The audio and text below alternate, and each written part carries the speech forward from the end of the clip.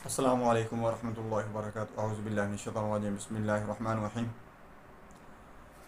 आज मैं आपको बताऊंगा कि जो रहम के अंदर औरतों के रसौलियाँ बन जाती हैं, पानी की थैलियाँ बन जाती हैं, या जिस्म के अंदर जिन लोगों के रसौलियाँ बन जाती हैं जिनको लिपोमा कहते हैं, उनका इलाज बताऊंगा कि आपने किस तरह इसका इलाज करना है कि आपकी इनसे बिल्कुल जान छूट जाए।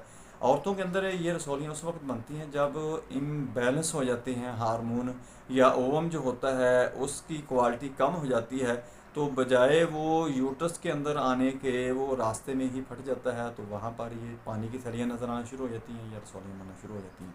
दोस्तों पूरी वीडियो देखें, आपको बहुत ज़्यादा फ़ायदा होगा। मैं हूँ डॉक्टर हाफिज़ दस्तर अंजम, आप देख रहे हैं यूट्यूब चैनल। मेरा आज का जो मौजू है वो है हाउ टू क्योर लिपोमा, गिल्टियों का ट्रीटमेंट, गिल्टियों का इलाज। दोस्तों गिल्टियों का इलाज कर